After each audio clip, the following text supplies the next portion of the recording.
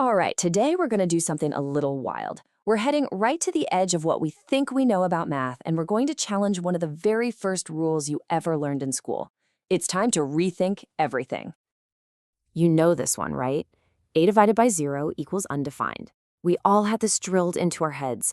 It's like the one unbreakable law of math. The ultimate computer says no error. It's where all calculations just stop, dead in their tracks. It's on every blackboard, in every textbook, and it's definitely hardwired into your calculator. But what if it wasn't? What if that error wasn't an error at all? What if it was actually a doorway? I mean, what if this one forbidden move was the secret key to unlocking a much deeper, more profound kind of mathematics? Okay, so let's quickly recap why this rule is so strict in the first place. In regular math, if you say something like a divided by 0 equals x, you should be able to work backwards, right? You should be able to multiply both sides by 0. But then you get a equals x times 0, which just means a equals 0. And that only works if your starting number, a, was 0. For literally any other number, the whole system just collapses. The logic breaks. It's a mathematical black hole. But what if we refuse to stop at that black hole? What if we say, okay, the old rules break down here, so let's make new ones? What if we could build a whole new kind of algebra where dividing by 0 isn't a dead end, but is actually a creative act, something that builds something new? And this is where it gets really heretical. Look at this. This single equation is the core of this new idea. It's saying that some special flavor of infinity, let's call it omega of a, when you multiply it by 0, it doesn't just disappear into nothing. No way. Instead, it creates 1, unity itself. I know, it sounds completely bonkers, but stick with me. Let's unpack the logic here. So the trick here is that we're not talking about that vague, fuzzy idea of infinity you might be thinking of. No, this is what's called a structured infinity.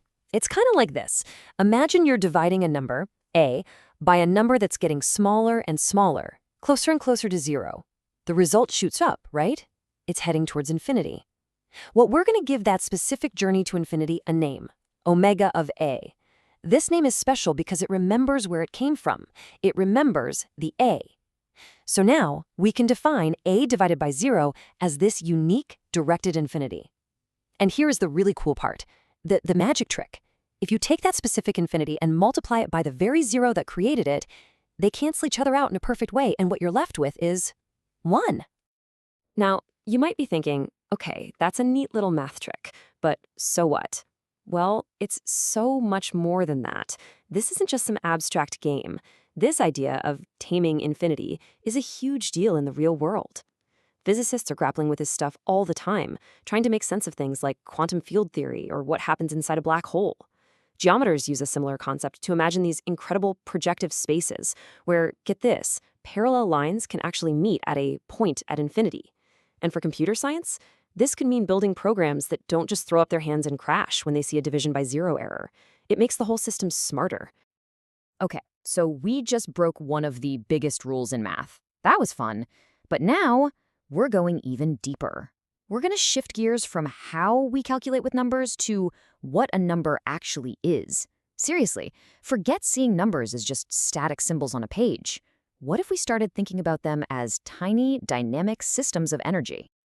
To even begin to go down that rabbit hole, we have to make a really important distinction. There's null, which is true nothingness, the absolute void, the blank canvas before a single mark is made. But then there's the number 0. And in this new way of thinking, 0 is not nothing. Far from it. 0 is a state of perfect balanced equilibrium. Imagine two infinite opposing forces pushing against each other and canceling out perfectly. That's 0. It's not emptiness, it's a state of pure potential.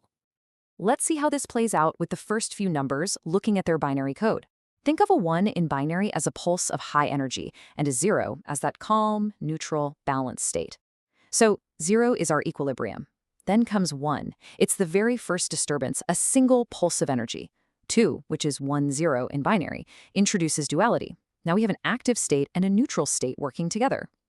3, that's 1, 1, is full-on activation. 2 high-energy pulses side by side. It's a concentrated blast of energy, which is maybe why it feels so prime-like, hard to break down. And then we get to 4, 1, 100, and look at that. The system returns to a kind of symmetry. The energy diffuses, making it stable and easy to factor. Okay, that's interesting for small numbers, but this whole energy idea gets really wild when we start looking at bigger ones. Because the patterns that emerge, well, they start to show behaviors that are just uncannily familiar. They look a whole lot like things you'd see in quantum physics. Let's take the number 15. In binary, that's four ones in a row. 1, 1, 1, 1. Every single bit is on. It's like a system that's completely overloaded, just buzzing with this intense, concentrated energy. Okay, now watch what happens when we just add 1. We go from 15 to 16. In binary, 16 is 1, 0, 0, 0, 0. Whoa, the entire system just flipped. All that frantic, overloaded energy from the number 15 instantly diffuses. It becomes this calm, balanced, symmetrical state. It's a total system reset, just from adding 1. This right here is the perfect example of what looks just like a quantum jump. Let's look at 31 and 32. In binary, 31 is 5 ones in a row, that super energized state again. If we calculate its raw energy using one particular model, we get a value of 25. Now add 1, we get 32, which is a 1 followed by 5 zeros. Its energy value? It plummets all the way down to 9. Think about that. We took one tiny numerical step, from 31 to 32, but the energy of the system took a massive nosedive. It wasn't a smooth ramp down. It was a sudden, jarring leap from one energy level to a completely different one. And we can take this even further. We can define another way to measure energy, called differential energy. All this does is count how many times the bits flip from a 1 to a 0 or a 0 to a 1 as you go down the binary string. And what's so cool about that? Well, it turns out to be a direct parallel to a real concept in physics, something called domain walls in quantum spin systems, where energy is literally stored at the boundaries where the spin flips. So, let's just take a breath for a second. We took a forbidden rule in math and turned it into something useful. And then we took plain old numbers and started seeing them as these complex dynamic energy systems. So the big question is, what does all of this actually tell us when you put it all together? Well, it means we've just danced with two incredibly radical ideas. The first is that we can actually build a totally logical, consistent math where dividing by zero isn't a mistake. It's a gateway to a new kind of structured infinity. And the second idea is that numbers themselves might not be these dead, abstract things. They might be dynamic systems.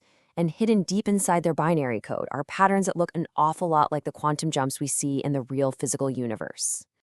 And all of this leaves us with one final and pretty mind-bending question. When we do things like this, when we invent new rules for math or find these hidden patterns, are we just inventing a clever new game for ourselves, a new tool? Or are we actually discovering something that was already there? Are we peeling back a layer and getting a glimpse of the fundamental operating system of reality itself? I'll leave you with that one to chew on.